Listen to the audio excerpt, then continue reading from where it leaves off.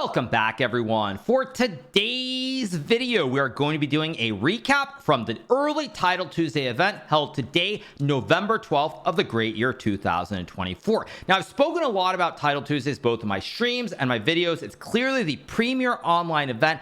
All of the top players come and fight for a whopping $1,000 in 2 hours of work. So Title Tuesday is a huge event. All the top guys are playing, and today is no exception. And we're going to pick up the action in round number 9, where we have Magnus Carlsen, the 5-time world champion, facing off against the Iranian wonderkind Alireza Firouzja. Now, going into this game, Magnus is on 7.5 points out of 8. Alireza is on cruise control, having a perfect score with 8 out of 8. So let's jump into the action. Magnus with the white pieces, and the game starts out with the move b3. Now, it's very clear that when Bro plays b3, he thinks he's Hikaru. You might not have noticed, but the streamer guy Hikaru Nakamura has started playing b3 both in the St. Louis Rapid and Blitz. He's played a lot in Title Tuesdays, and Magnus is clearly emulating his hero.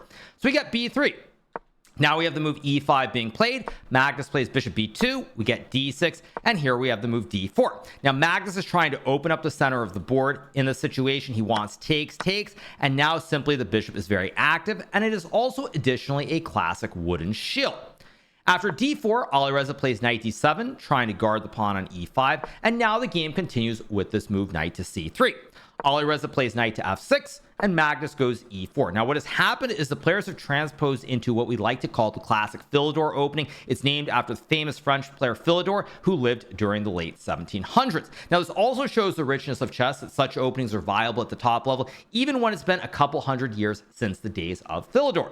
Now, normally when you play the Philidor, it occurs after e4, knight f6, knight c3, d6, d4, knight bd7, knight f3, and e5.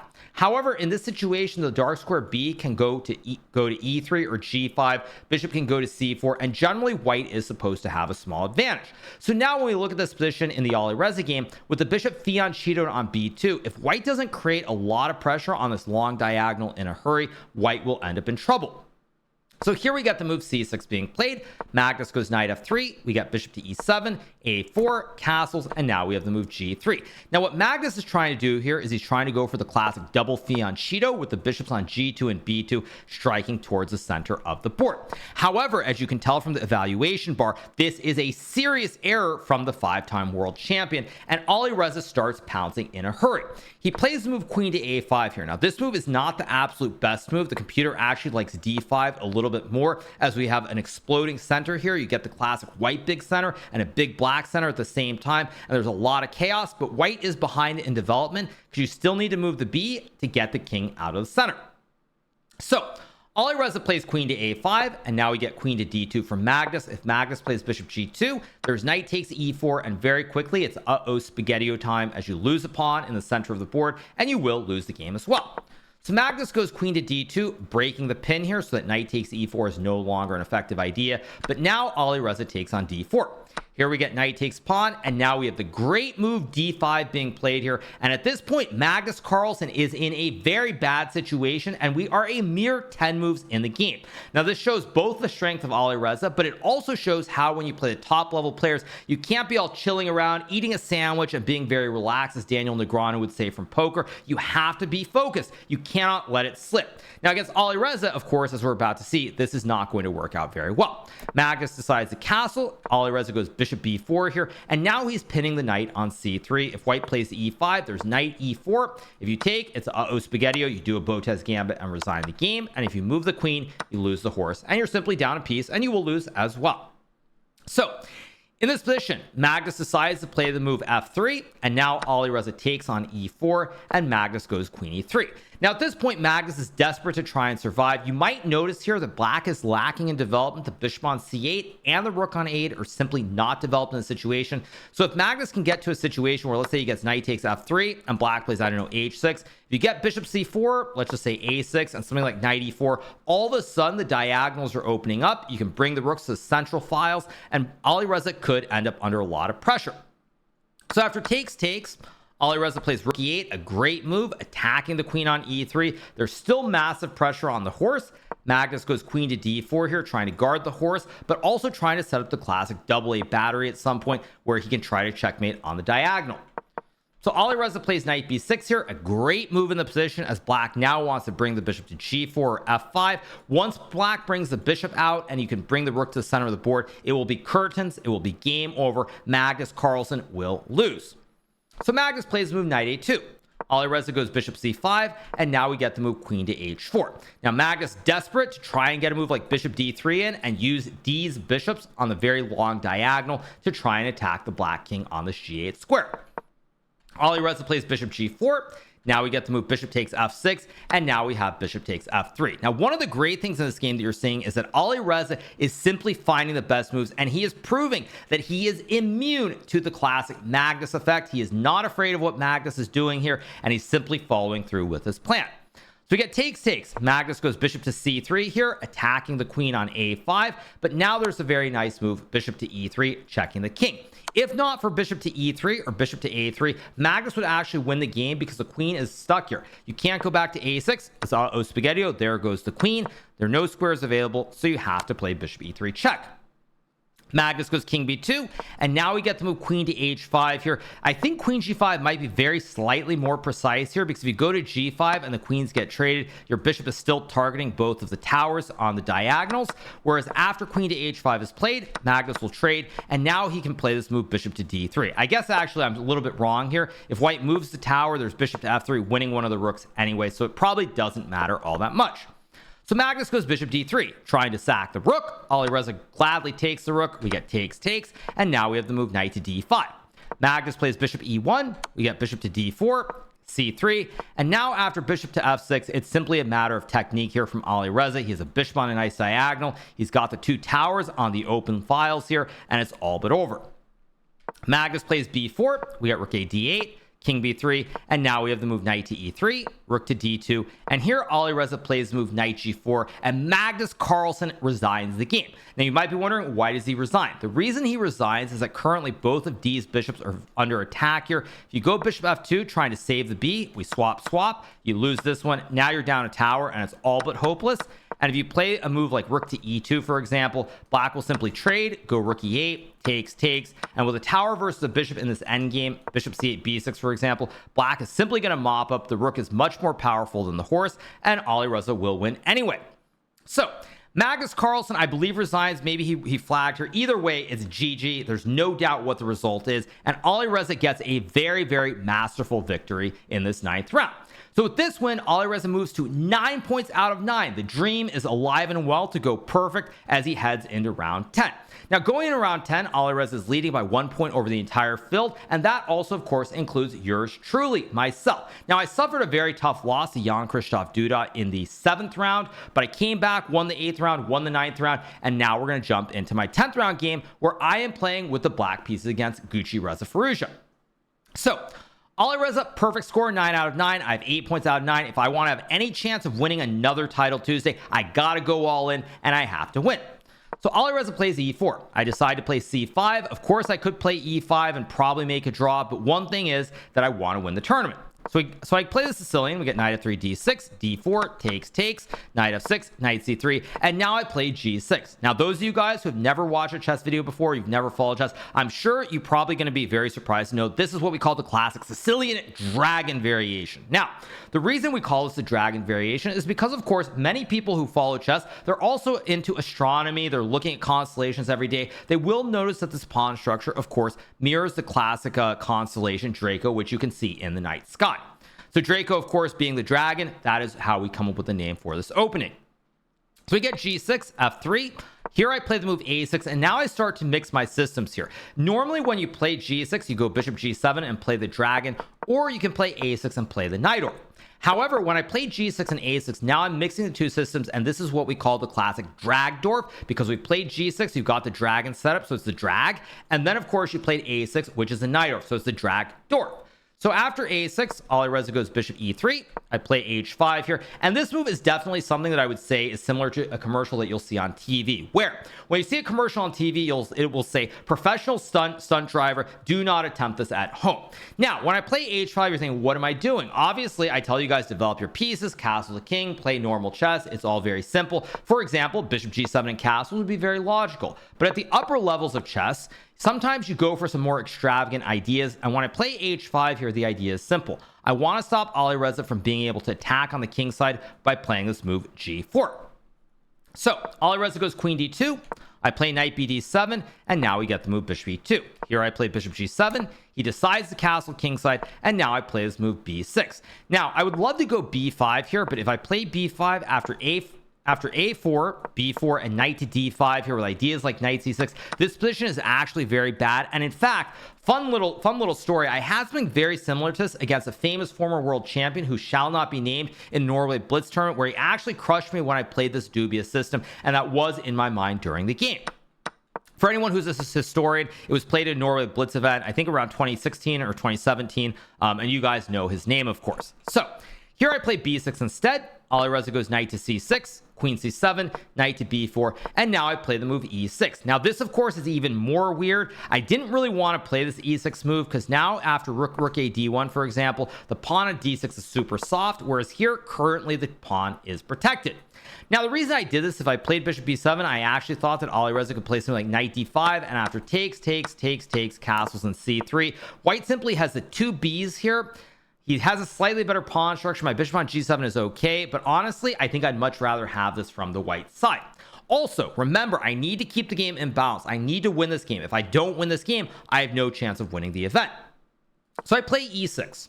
Alireza goes rook d1, and here I play bishop b7, trying to finish my development. And you're probably thinking, well, why doesn't Alireza grab the juicer? Now, if white were to take the pawn after takes, and bishop f8, suddenly the knight and the rook are being attacked on this diagonal. If white goes rook d4 to guard the horse here, now I have bishop c5, hitting the knight and the rook and the bishop and the king on the other diagonal, and white will lose some material. Now, this still might be very good for white after knight d3, sacking the rook, because after takes, white maintains the two b's and has a pawn in return. That being said, Alireza plays the move a4 instead, and now I play this move bishop f8. Now in this situation, I had a tough moment because in my mind, I felt like I might be like a Levi Roseman in his game yesterday, where when Levy played in the New York Fall Invitational, there was a moment in his game against Isak John where he could move his king to e7 or not move it. Now, it's very difficult because in serious events, oftentimes my mind drifts toward the memes, i.e. king e7 playing Le Bon Cloud, but I felt that this was simply a little bit too much in the position because after bishop g5, pawn on d6 is weak, there's a big pin here, and it just feels really iffy. So I played bishop f8 instead, guarding the pawn, and now my idea is what I want to do is I want to play bishop e7 and maybe castle the king with the bishop on this other diagonal. After bishop to f8, Alireza very uncharacteristically here makes a huge mistake when he plays this move bishop to f4, because this now allows me to jump on him with this move queen c5, checking the king and attacking the horse at the same time. Here, Alireza plays move queen d4, pretty much the only move. If you block, I take the horse. Now I've got an extra horse. I will win the game. So he blocks, and here I decide to play the move e5. Now, Alireza spent a lot of time here, almost 45 seconds before playing queen d4. I was trying to think on his time, and I think my decision that I made here was actually incorrect. What I think I should have done is I should have probably traded the queens and forked him with e5, hitting the bishop and the rook. And after rook c4 takes rook c7 and knight c5, something like knight d3, I can go rook c8 and I should be winning. But I did not see this rook c8 idea, and I actually thought I could be in some trouble here, and it wasn't all that clear. So I end up deciding to play e5 instead, forking the queen and the bishop here. Alireza trades the queens, and now I'm forking the knight and the bishop at the same time. Alireza takes the pawn on a6. We get takes, bishop to e3, bishop to h6, and of course he goes bishop f2, trying to keep more pieces on the board.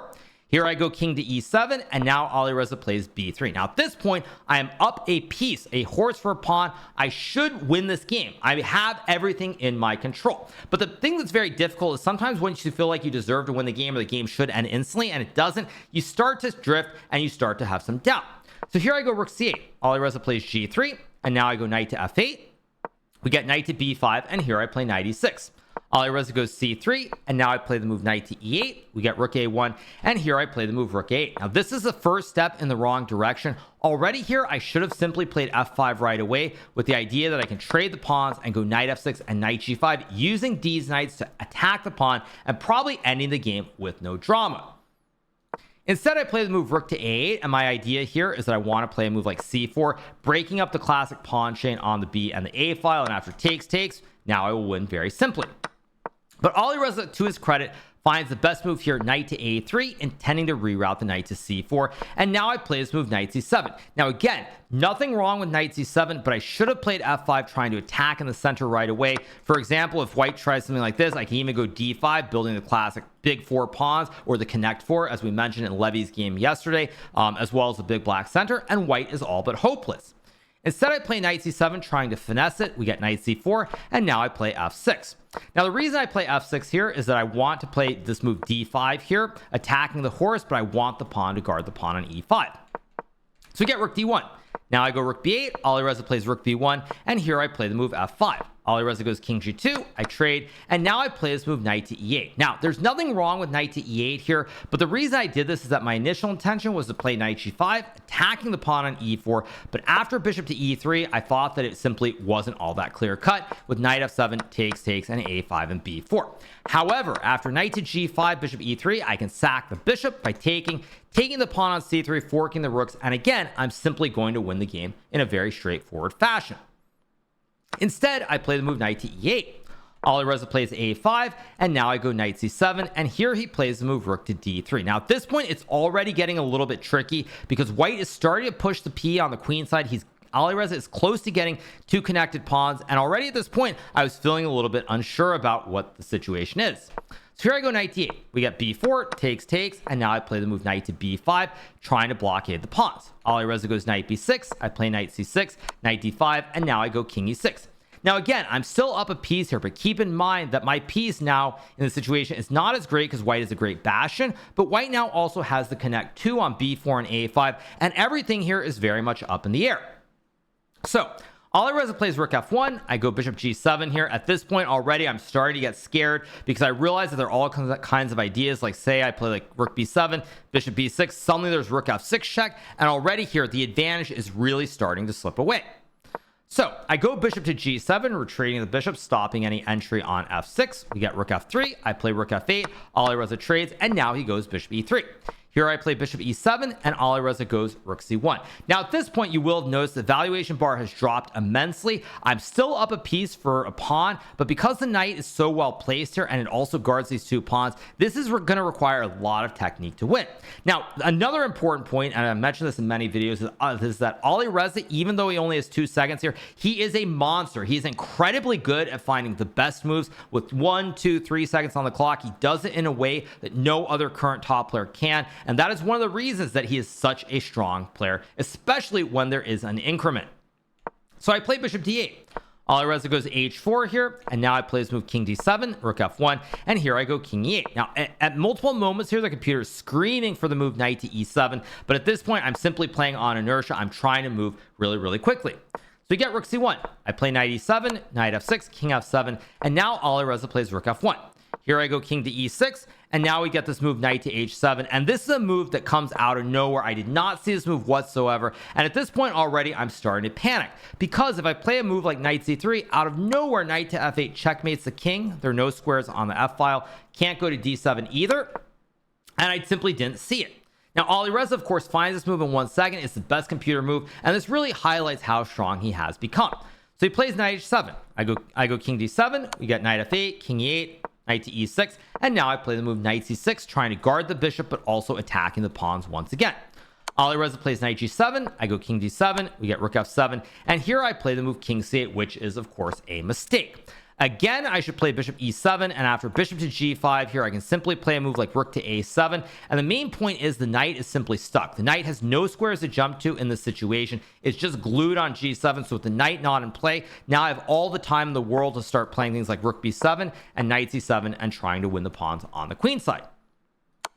Instead, I play king c8. Alireza goes knight e6. I play knight to c7, and now he plays the move knight takes d8. Now, this is already a big mistake for me with knight c7, because if Alireza were to trade the knights and go b5, forking the rook and the knight, he probably would win this game. Instead, he takes. Now I take. He goes rook f8, king d7, rook g8, and here I play the move knight to c6, trying to go after the pawn once again. We get bishop to d2, and now I play d5, and this is simply a desperation move for me here. At this point, both of us are very low. It's simply a bullet time scramble, and I don't have time to think. Now, knight e7 would actually be very good because you have rook c6 and rook c2, but I play d5 instead. Alireza decides to take the pawn, and now I take on e4. Probably thinking, why not takes? Because if takes, there's b5. But after e5, I have knight to e7, I believe, hitting the pawn on d5, and I still maintain the advantage.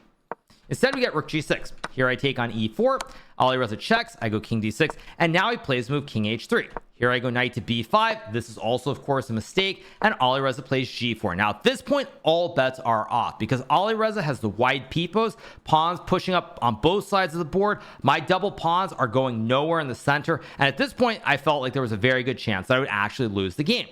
So I take, and now I play the move e3 here. Alireza plays bishop e1. Had he played bishop takes e3, the game probably would have ended in a draw. After takes, rook g6, king to d7, takes, h5, king e6, h6, king f7, and king f5. Because now I'm going to lose my last pawn on the board, and with two knights, I simply can't checkmate. Instead, he goes bishop to e1. Now I play the move rook to a8. Alireza plays h5, and now I go knight to d4. Now this, of course, another mistake here. I should have played rook to h8. But it is what it is. So I go knight d4. Alireza plays h6. I play knight to e6. We get rook g6, and now I play the move knight c7. Now again, everything I'm doing here, I'm just moving on inertia and nothing else. I played this move simply because I want to bring the knight back to the center, but I still don't want the pawns moving up the board. We get king f5. I check, king e4, and now I play the move rook h8. Alireza takes, and here I play the move king d5, and now we get a fateful blunder, finally I would say, from Alireza, where he blunders with this move king to d3. Now at this point, after a move like bishop to d2 with a bishop guarding both the pawns as well as h6 being protected, the show goes on. I think there's a decent chance I might still win in this position just because now everything is stabilized with these knights, but who knows. Instead, Alireza plays move king d3, finally blundering at long last after defending ridiculously for 50 moves in a lost position. And now I play the move knight to f4, forking the king on d3 and the rook on g6 and winning the game. Here, Alireza does resign, and with that loss, that means that there's a massive tie on 9 points out of 10 headed into the final round. Now, in round number 11, I would win with the white pieces against Denis Lazovic. Both Alireza and Jan-Krzysztof Duda, who were tied with me with 9 points out of 10, they would win as well. So it was a three-way tie on 10 out of 11, but ultimately my tiebreaker would prevail, and I would get the win with 10 points out of 11, claiming what I believe is somewhere around my 83rd or 84th Title Tuesday win in my career. So a very, very exciting Title Tuesday. All the top dogs back at it. A lot of drama, a lot of hype games. So I hope you guys have enjoyed this recap from the early Title Tuesday played today, November 12th of the great year 2024. If you're not already subscribed to the channel, make sure that you smash that subscribe button below, and we'll be back with some more great recaps. Magnus playing in India and many other events that are coming up. So hope you guys enjoyed it. Have a great rest of your Tuesday. See you soon. Bye.